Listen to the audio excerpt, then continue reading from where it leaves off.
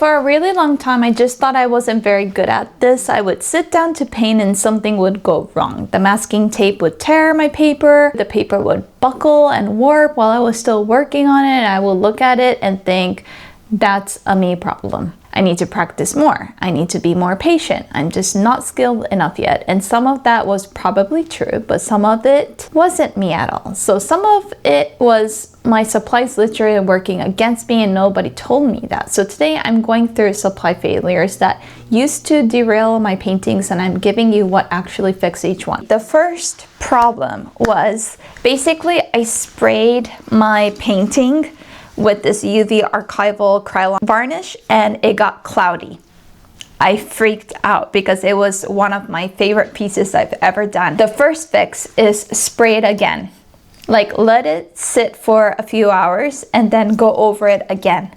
This kind of made the painting a bit better. There's a video where I went to a whole varnishing test, and for the Krylon UV archival varnish, this is the matte one. This works perfectly great for aqua boards, but it doesn't quite work if you're in a cold, humid place. It would cloud your painting on paper. So I would avoid this if you can.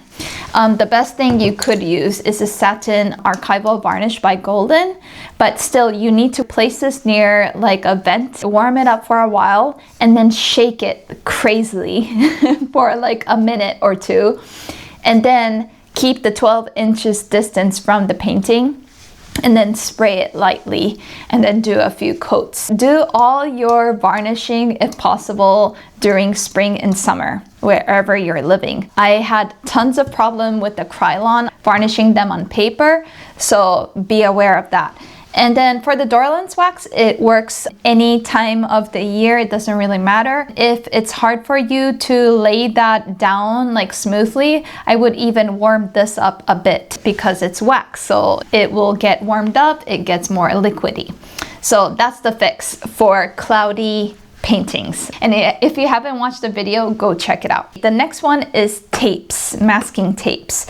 If you had this problem of like it tearing when you completed your perfect painting and you started taking off that masking tape on the edges, then the painting tore. 4 ways that I would fix this, which is first, de-tack that masking tape. Let me show you. There's tons of masking tape here, but like if you cut like a bit of tape, then you basically place it on and then de-tack it like that. So then the tape becomes a bit less strong in the adhesion, and then place it wherever you want to place it. And when you tear, you want it to be low angle removal and pull it off at a low angle, almost like you're pulling it horizontally. So that would help.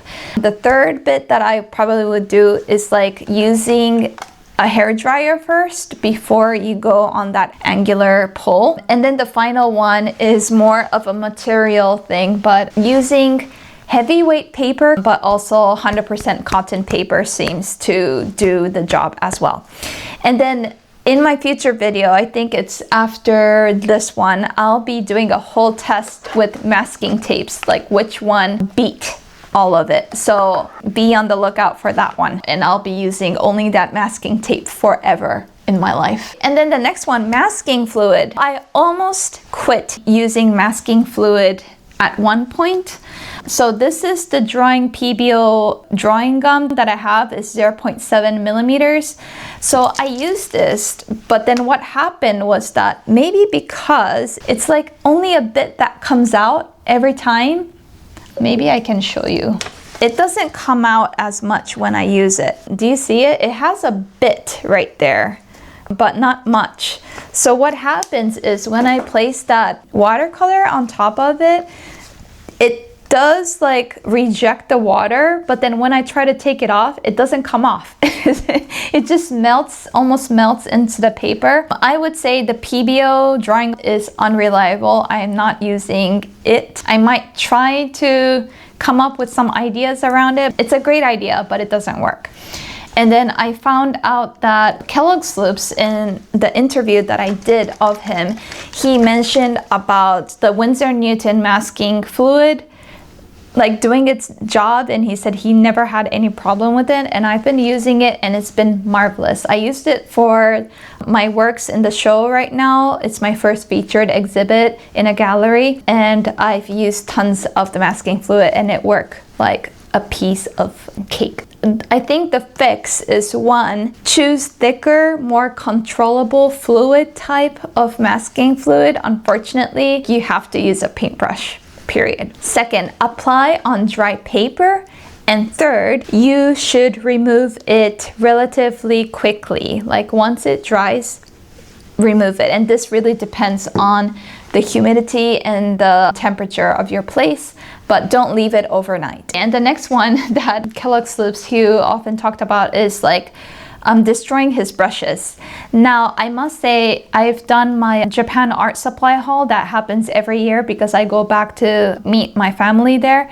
But this is the Nomura masking fluid specific paintbrush, and it's been amazing. I don't know whether it's because it's like the type of material that it uses, but it's been marvelous. But the fix, getting this, no, I'm just kidding. What I typically do when I paint with masking fluids right now is basically I use this brush, but I always wet it, and I have a jar like this around available, and then I'll go inside, this is a soap. It's called brush cleaner, I think. And then I apply soap on it. And then I go inside the masking fluid because that will give like the protective layer so then the brush doesn't get destroyed.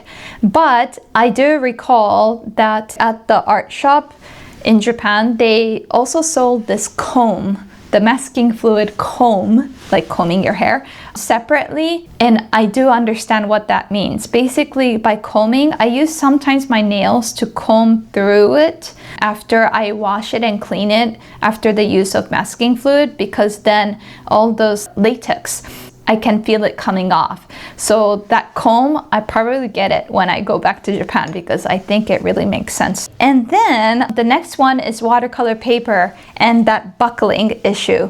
I kind of want to do like a video around it sometime.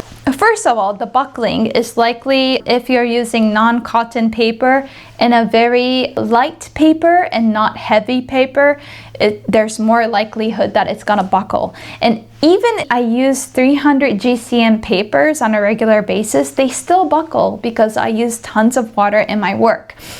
And for my show, I had this one piece of my son that was going onto washi paper and then onto a cradle board, but I wanted to be like loosely fitted, this natural kind of look, but it was buckling a lot. So you can see the edges like kind of like moving. Even my thumbnail sketches for the show, they were buckling, and it was just a thumbnail sketch, but I still wanted them like relatively straight. So what I did, maybe I can show you. You can even see what happened. So I got that thumbnail sketch that I did. Let's say this is the front of the painting. I put that on a glassine paper because you don't want to dirty your painting at the same time. And then I lay down like another watercolor paper.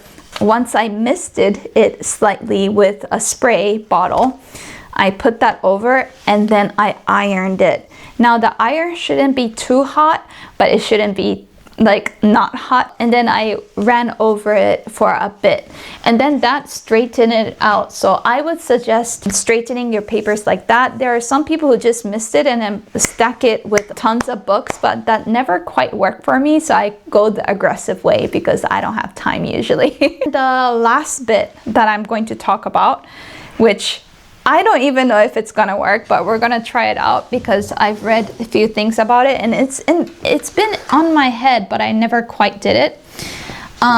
So there are colors in watercolor that don't behave, let's say, as well. I did a whole video around Schmincke's pigments, what you should go for after 6 years of using it. Out of 32, I only use amount of pigments. But anyways, so one of the colors that I really love, but it's hard for me to love completely, is this manganese violet classic palette that they sell. It's PV16. It's a beautiful color. Manganese violet is very famous and often used. I hear a lot of like oil painters use manganese violet, but this one is very difficult to re-wet.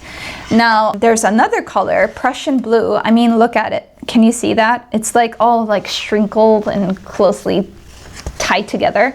And this is not just for Schminke's Prussian blue, but this one, look at that. That's Winsor Newton Prussian blue, but it's doing pretty much the same thing. So let me give you a close-up. It's doing the same thing right here. The Prussian blue flakes and crumbles, and manganese violet is rock hard and won't re-wet. When it comes to this problem, I've read something that gum arabic, a tiny amount of this, is going to do well.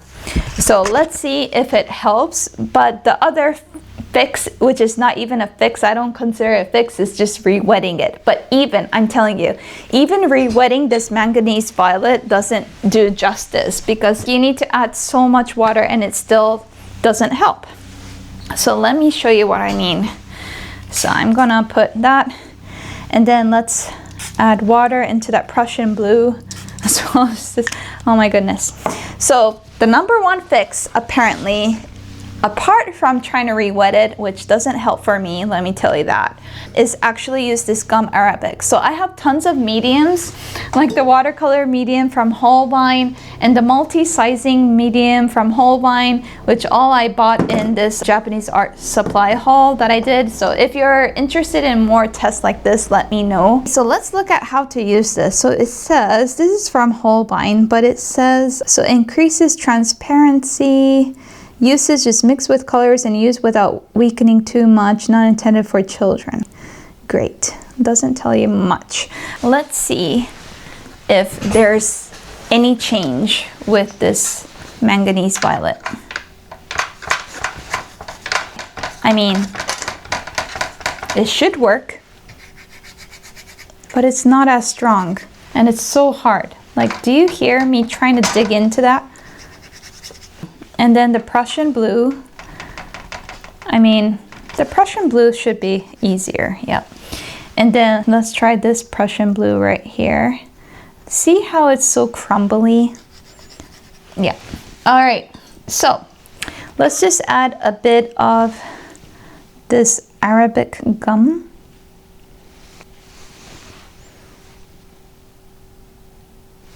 And see if it does any wonders.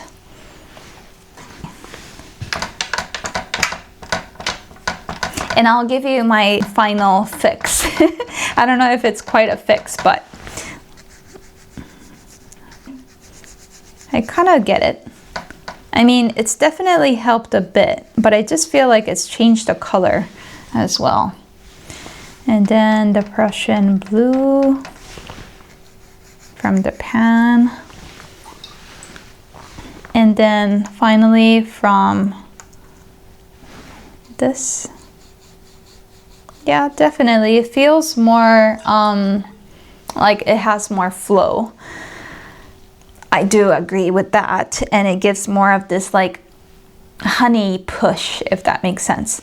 But there's not much fix for this. The final fix that I would give, especially for colors like Prussian blue, what I've decided to do, hence I don't have as much right here, is basically to get it out from the tube. Get a tube, not a pan. I don't know how many other colors are like this. Maybe I can get a list of them. The other colors that typically crumbles apparently is Indathro blue, can dry very hard, Viridian, Cobalt violet, cerulean blue.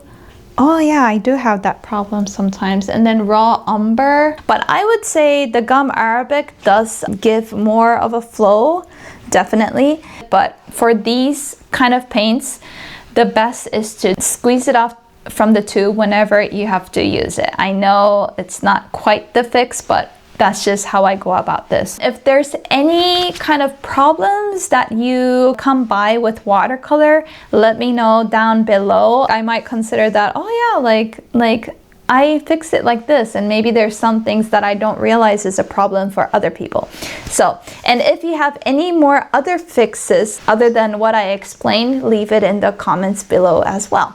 In the next video, I'll be sharing the masking tape test, so stay tuned for that. Yeah, there's one thing that I haven't found out how to fix it. This is a plastic palette, but I'm using few Rockwell colors, and they crumble off their wells.